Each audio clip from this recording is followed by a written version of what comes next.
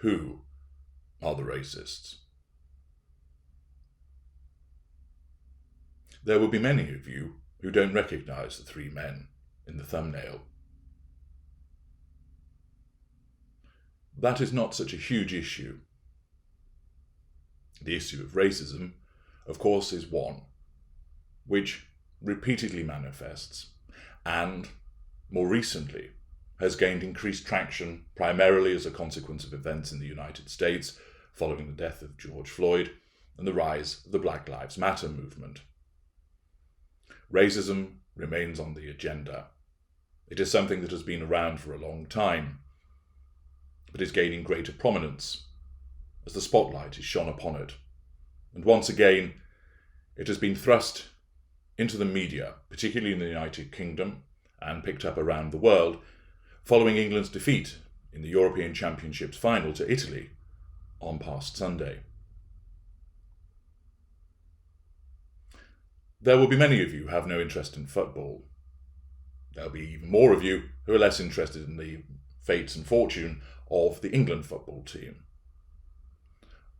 But this video is equally applicable to matters which will have affected many of you, directly or indirectly, either as being a recipient of racist abuse, being a recipient of abuse online, having somebody you know and care about affected by such behaviours, and therefore it merits further listening to aid your understanding of what is really going on. The game between England and Italy was the final of the European Championships, which ordinarily takes place every 4 years, but as a consequence of the pandemic was moved from 2020 until this summer. England reached the final, and the hopes and expectations, fueled as usual by the media, were at fever pitch. The first final that England had been in 55 years since the World Cup triumph of 1966. Football's coming home, rang the chants. Beers were drunk, families gathered together, fan zones were created, Wembley was nearly packed to the rafters. A nation waited. Of course, the Scots were supporting the Italians, as they would invariably do, and England got off to a cracking start with an early goal by Luke Shaw. Italy later equalised, the match went to extra time, and of course, the inevitable occurred. Penalties. 3 England players missed their penalties. The 3 young men you see in the thumbnail. Bukayo Saka, age 19, Jadon Sancho, age 21, Marcus Rashford, age 23. 3 young men. Following their penalty misses, which resulted in Italy winning, they were subjected to racial abuse, primarily on social media, their own pages being flooded with vile abuse. Rashford had a mural defaced, and he was also mocked by the moronic Natalie Elphicke, a Tory MP, who essentially said that he should have stuck to sports, this being a comment because Mr. Rashford had taken the UK government to task over the provision of school meals for children, rather embarrassing them and forcing a U-turn. Monkey and banana emojis were used towards the men, and the usual derogatory racial epitaphs raised once again. There has naturally been widespread condemnation of the abuse and support across social media and the print and digital media for the trio, from the public, from other football players, both past and present, the media, the English Football Association, and wider afield.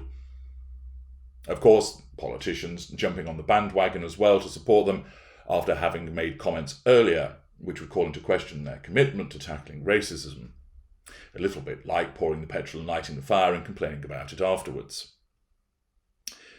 The police are investigating, and there are the usual calls from politicians for the tech companies to do more. The tech companies, of course, condemn the behaviour and point to their own anti-discrimination policies, and how many abusive comments, tweets and posts have been removed and how many accounts have been taken down. There are reports of individuals alleging that their accounts have been hacked and they didn't actually issue the abuse themselves. As always, there are cries for something must be done. The perpetrators of the abuse are condemned described as mindless idiots, disgusting individuals, and people ask, what is wrong with these people? What on earth possesses an individual to go online and abuse somebody that they've never met, who previously they were supporting, and to subject them to vile and unpleasant racist abuse? But is anybody asking, who are these racists? Who are these abusers? Not their names, but what kind of person behaves in this manner. Of course, it's easy to label them as idiots, disgusting bigots, cerebrally challenged morons, hate-filled racists. But what is actually behind the behaviour? Is it an innate hatred of somebody of another colour? Is it a lack of understanding? Is it a lack of education? Is it genetics that cause this person to behave in that manner? What is actually behind the behaviour? Why does it happen? There are essentially two groups of individuals who engage in this behaviour. The same two groups who are found to be trolling people online, encouraging people to take their own lives, slurring them, smearing them, bullying them. Individuals that jump on the hate bandwagon. And often doing so, but not exclusively the case, from the relative anonymity of the internet. These individuals lash out with their comments, with their observations, with the profanities, the emojis, the insults. In some instances, it is simple abuse. In others, it might be abuse based upon discrimination against somebody by reason of their colour, their race, their gender preferences, their nationality, their religion, their sexuality, and so forth. Told to get back to your own country or to get out of my country. The use of the common distasteful, racial, sexual insults and slurs. Who are these two groups? The two groups that are behind this behaviour are drawn from narcissists and the normals. I divide people up into four groups. Empathic people, normal people, the largest group on the planet, narcissistic individuals, and also narcissists. This behaviour is not undertaken by empathic individuals. They have emotional empathy for a wide range of people, and therefore, almost like an invisible force, they will not behave in this manner because it just doesn't cross their mind to do so. Of course, an empathic individual who supports England is disappointed in the defeat. They may well feel disappointed the way that Marcus Rashford took his penalty, hesitating and then dilly-dallying, rather he should have just put his foot through it. But they don't take issue with him over his colour or his race, merely the fact that they're disappointed in the penalty that he took. Others, they're disappointed, but recognise that he was brought on very late in the game, and it was a huge burden to place upon his shoulders and those of Sancho also. There is also a further bigger burden for a player as young as Saka, at just 19 years old, who was popped on as a substitute into the cauldron of Wembley, not having sufficient time to adjust to the game. And whilst they're disappointed, they understand that these are human beings that have failed, but much was asked of them, and they had played very well to get to the final beforehand, and therefore see no reason whatsoever to engage in abusive comments. Indeed, they proffer support. Well done, we're proud of you. Thank you for getting us to the final.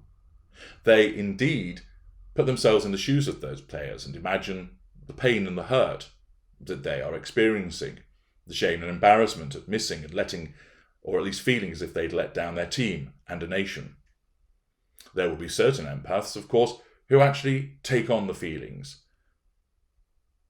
directly almost connected to those players, feeling the crushing sense of defeat.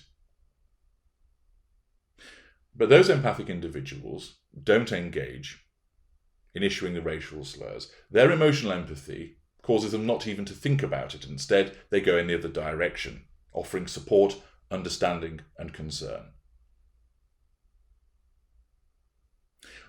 With the narcissist has no emotional empathy for anybody. There is no protective shield, if you will, that causes the narcissist to consider, should I be doing this? With some narcissists, the necessity of maintaining a facade means that they wouldn't engage in such behaviour. That perhaps they might make a racist remark to a friend that sat beside them, but they wouldn't go so far as to articulate it upon social media. Certain narcissists also wouldn't even go down the route of making a racial remark about it. They might express their disappointment and call them an idiot for missing the penalty, but they wouldn't link it to anything else because their narcissism prevents them from doing so because of the maintenance of the facade, the desire to look like a decent person in the eyes of other individuals. And therefore, there are some narcissists that wouldn't engage in this behaviour. But there are many that do. And that is because the fortune of the England football team is assumed by the narcissist by way of character trait acquisition. The win of the England team is the win of the narcissist. They can use that to triangulate with other people. My team have won. My team are champions. And that provokes a reaction from other people, either to celebrate with them, which provides the narcissist with fuel, or if they happen to find themselves, let's say, in Scotland, and therefore the jocks don't want to celebrate, understandably so, the success of the England team, that their irritation and annoyance at an England victory also manifests, but this time as negative fuel. So the narcissist is able to capitalise upon the success of the England team by way of character trait acquisition, and then uses this to triangulate with other people to draw fuel from them. Similarly, of course, when the England team is defeated, and particularly at such a crucial stage as a final, with the weight of expectation that's there, the narcissist feels as if they have lost. That is in effect a reflection on them, and it affects their unconscious need for control.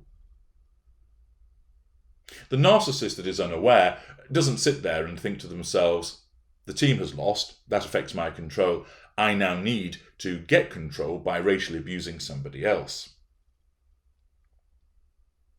Instead, what happens, their unconscious narcissism senses that there is a disruption to the near constant need for control. The defeat of the England team means that there is a sense in the unconscious of a loss of control, and, in applying the first law of narcissism, that loss of control must be addressed. And therefore, in order to do so, this compels certain narcissists, not all, usually to be found from the lessers, but possibly some mid-range also, to direct vile abuse towards the players as a need to assert control over them. They may not get a response from those players, but they gain thought fuel by thinking about how that individual feels to be on the receiving end of it. In effect, they scapegoat them, and it's part of their assertion of control directly. In some instances, of course, the narcissist will issue an online slur, an online insult, racial abuse, and there'll be others that join in with it. And their responses, liking, retweeting, supporting the original vile abuse that has come from the narcissist, gives them fuel and makes them feel unconsciously a sense of control.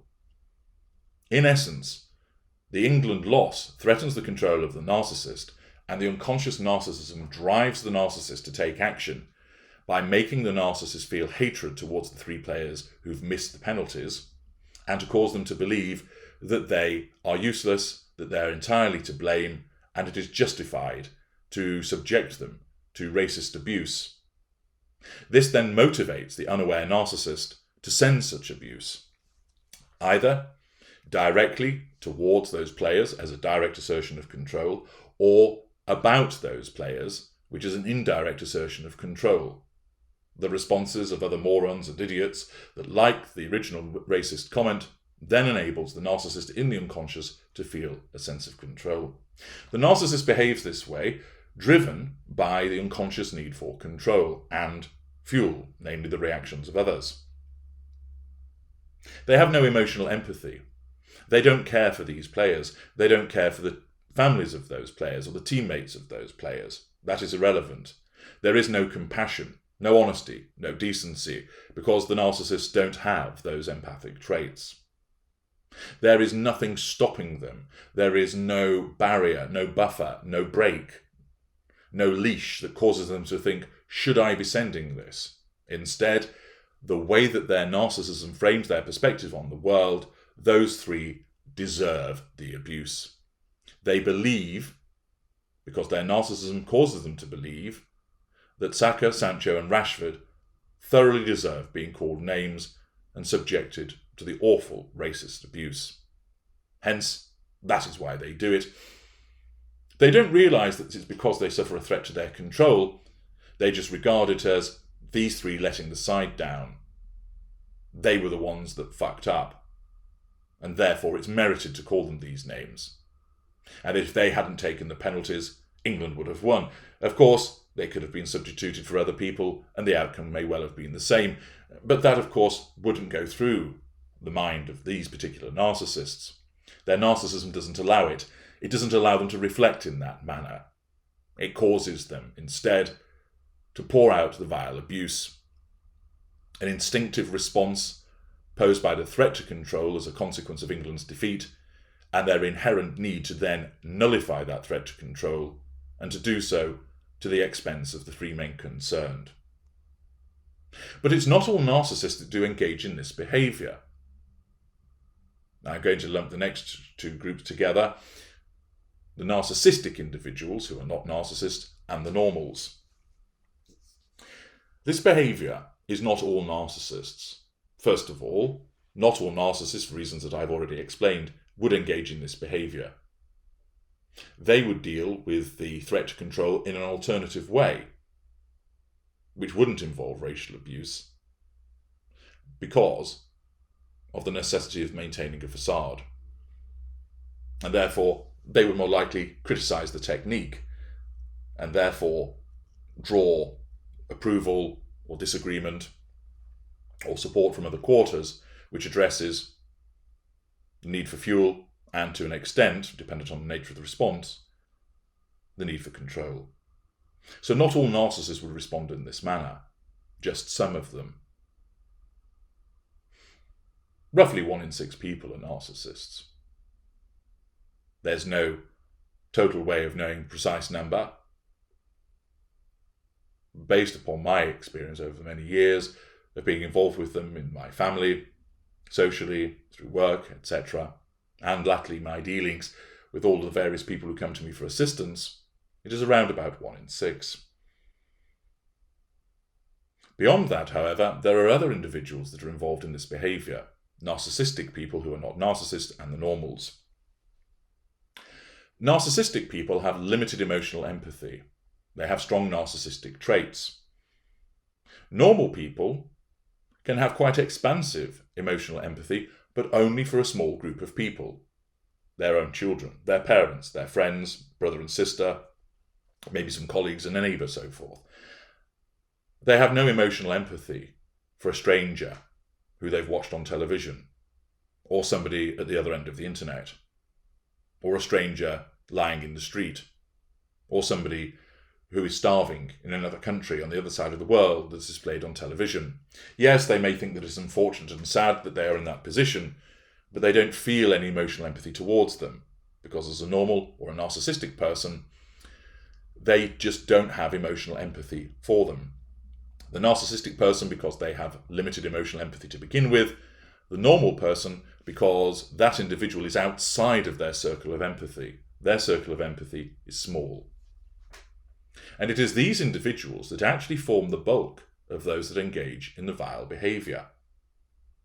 This is because they don't actually know the individual to whom they're directing the abuse. Yes, they know of them, in the same way that somebody abuses somebody online by trolling them, These individuals have no emotional empathy. Again, there is no buffer, no brake, no restraint on the behaviour. And instead, their own disappointment means that they lash out. Their narcissistic traits of pride having been dented by the defeat means that somebody has to be to blame. And therefore, with no emotional empathy keeping their behaviour in check, they engage in this conduct. Now, you may of course ask, well, if that's the case, why isn't it that everybody that is normal is engaging in this particular behaviour? The fact is, not everybody who's normal is interested in football. Not everybody who is normal is that passionate about it, even if they watch the game. And therefore, the level of disappointment is not such as to drive them to engage in that behaviour. But certain individuals, as a consequence of the absence of emotional empathy to begin with, and the need for an outlet for their particular narcissistic trait of anger or pride or jealousy and envy, means that they are motivated to lash out at somebody. And therefore, and often lacking cognitive function as well, they pick the obvious scapegoats, the individuals that missed the penalties. And then it's a cheap and easy jibe to attack them because of the colour of their skin. They're English, playing for England. Their skin colour is irrelevant, but not in the minds of the normal or narcissistic individuals.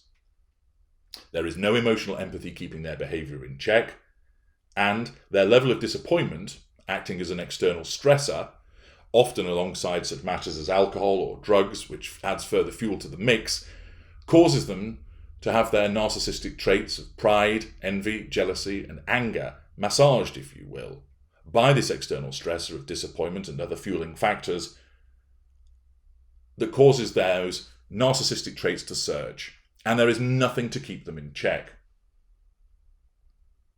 Other normal people, their narcissistic traits aren't as strong, and their disappointment is not sufficient to cause the narcissistic trait to surge. Therefore, they're disappointed, but they're not moved to issue any racial abuse. They don't know the individuals concerned, they're disappointed, but their own makeup of their own constituent behaviours doesn't motivate them to lash out in such a manner. But for a group of individuals that come from the normal and narcissistic group, first of all, there is no emotional empathy to keep the behaviour in check, and moreover, the external stresses of their disappointment, as I say, alcohol, maybe pressures that they're experiencing in their own lives. Their lives may be boring and humdrum, and therefore supporting their national team gives them an outlet. Furthermore, the external stressor of being in repeated lockdowns. These are, of course, not excuses for the behaviour, they are explanations for the behaviour. This means that those narcissistic traits are accelerated, pumped up. It's as if petrol has been thrown upon them, and a conflagration ensues. Thus, there is no restraint to begin with, because there is no emotional empathy to keep the behaviours in check. They can't consider the feelings of those individuals who've been affected. They don't have the honesty and the compassion and the decency for them to begin with. They have those traits, but not for those three players, because they fall outside of the circle of emotional empathy. And beyond that, the external stressors take hold of their narcissistic traits, pump them up, and cause them to behave in the vile and abusive manner. That is what is behind the racist behaviour. And these individuals can be drawn from any background, any level of education, any profession.